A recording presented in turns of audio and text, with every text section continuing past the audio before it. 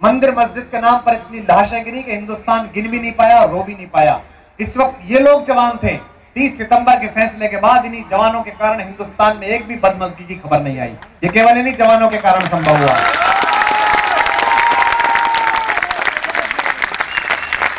मैं चाहता यह हूं कि KIT के इस परिसर से आप जब मुझे पूरी दुनिया में मिले तो एक अच्छे हिंदुस्तानी के रूप में मिले, क्योंकि ये संकट का दौर है।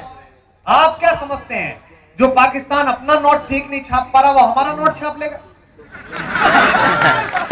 उनका खुद का नोट देखा है, कितना बुजुर्ग सा अपंग सा। ये उनकी हिम्मत नहीं है, ये उन यूरो कंट्रीज की बदमाशी है जो हिंदुस्तान नामक शेर से सीधे भिड़ने में कतराते हैं तो आसपास के गीदड़ों को उकसाते हैं कि चलो तुम थोड़ा नुकसान पहुंचाओ। आज सबसे कहता हूं, जब आप अपने घरों के चश्मे चरा गए, आप बड़ी उम्मीद से यहां पढ़ने आए हैं और पूरी दुनिया पर आप राज्य करेंगे। 30 साल 25 साल इस देश को दे दे ये पीढ़ी। 1920 से लेकर 1940 तक अमेरिका में जहां जो खड़ा था वो देश बना रहा था। आप 15-20 साल दे दीजिए, आने वाले 5000 साल पूरी दुनिया हमारे दरवाजे पर उसी तरह शीश झुकाएगी जैसे ओबामा भीख मांगने के लिए खड़ा हुआ है। केवल 20 साल दे दीजिएगा, क्योंकि इन राजनेताओं से उम्मीद मत करिए।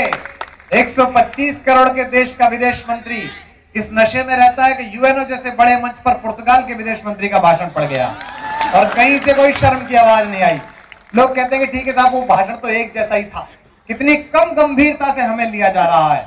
ऐसे में उजाला सिर्फ आपके माध्यम से निकलेगा। बाहर सड़क पर लोग प्रतीक्षा करते हैं कि जवान पीढ़ी आने वाली है, देश बदल जाएगा। और आपके डायरेक्टर सर की उपस्थिति में कहता हूं, आपका और मेरा जन्म किसी काले या गोरे अंग्रेज के सॉफ्टवेयर की कोडिंग करने के लिए नहीं हुआ।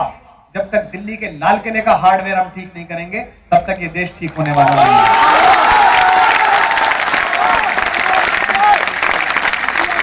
आपके पास इंटरनेट है, आपके पास ब्लॉग है, आपके पास फेसबुक है। इकट्ठे हो जाइए, लड़िए हिंदुस्तान के लिए, बचाइए इस मुल्क को।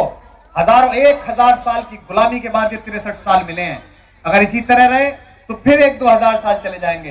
दोस्तों, आपकी हिम्मत को दाद देते हुए कहना चाहता हूं कि एक बार जहां जो खड़ा है वहां उठ जाए तो ये मुल्क बन जाएगा। बहुत खूबसूरत बिल्डिंग है आपके इंस्टीट्यूट की, लेकिन इसका मतलब हिंदुस्तान नहीं है। इसका मतलब हिंदुस्तान नहीं है। लाल किले का मतलब हिंदुस्तान नहीं है। 1/125 करोड़ हिंदुस्तान मैं हूं, 1/125 करोड़ हिंदुस्तान आप हैं। मैं अच्छा कवि बन जाऊं, आप अच्छे इंजीनियर बन जाएं, हमारे हिस्से का हिंदुस्तान बनना शुरू हो जाए।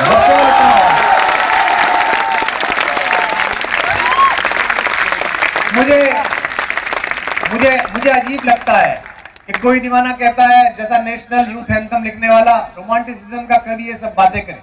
लेकिन मेरे टीचर, मेरे गुरु डॉक्टर कुंवर बेचैन ने मुझे कहा एक दिन बुलाकर कि बहुत लोकप्रिय हो गए हो बेटा, मुझे खुशी है, मुझसे ज्यादा नाम पहुंच रहा है तुम्हारा। बस एक बात कहना चाहता हूं तुमसे कि जो वक्त की आंधी से खबरदार नहीं है, और अगर को ठीक लगे तो मेरे गुरु के चरणों तक अपनी ताली पहुंचाना। उसने मुझे कहा कि जो वक्त की आंधी से खबरदार नहीं है, कुछ और ही होगा, वो कलमकार नहीं है।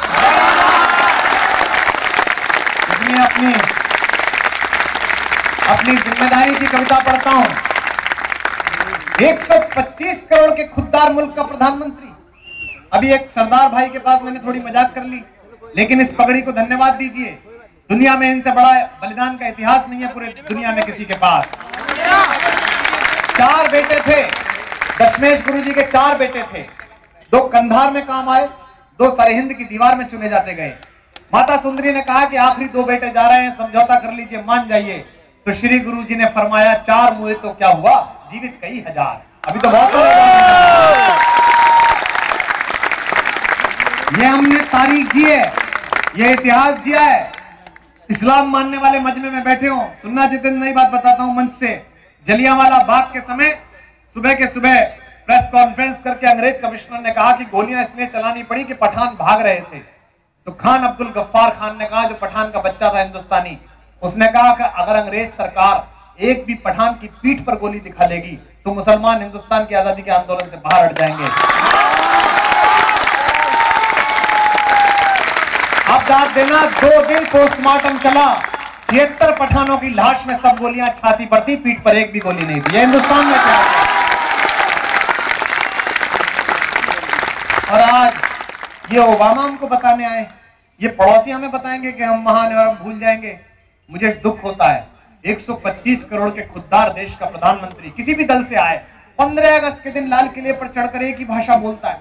125 करोड़ के स्वाभिमानी मुल्क का प्रतिनिधि 35 करोड़ के अमेरिका से हाथ जोड़ता है कि 17 करोड़ के पाकिस्तान को मना लीजिए, हमारे यहाँ आतंकवादी ना भेजे। जिस दिन इस कैंपस से एक गर्म खून वहां पहुंच गया लाल किले, हमारी भाषा होगी, दुनिया के जिस मुल्क में हिम्मत है अपने आतंकवादी भेजे, हमारे सैनिकों की गोलियां उनका स्वागत करने के लिए तैयार है।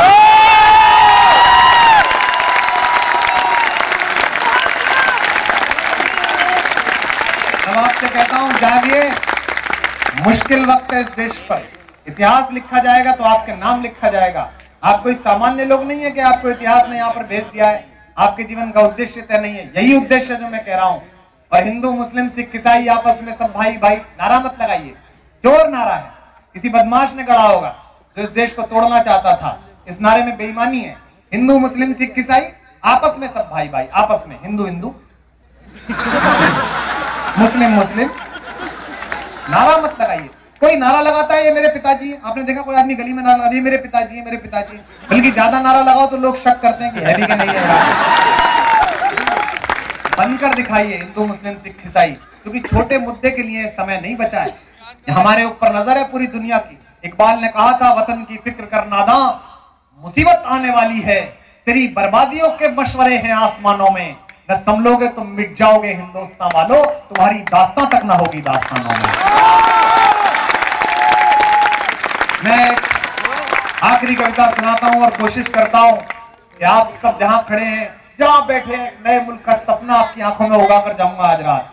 मुझे क्षमा करें, हमारे आदरणीय प्रोफेसर को 1 घंटे सवा घंटे लगा होगा कि ये तो रोमांटिसिज्म और ठा के सुना रहा है, हिंदी का कैसा कवि है। लेकिन आपको दावा करता हूं, अब मैं जो सुनाने जा रहा हूं उससे मोहब्बत का ऐसा ताजमहल इस कैंपस में बनाकर जाऊंगा जिस पर आपको भी गर्व होगा कि क्या हुआ था।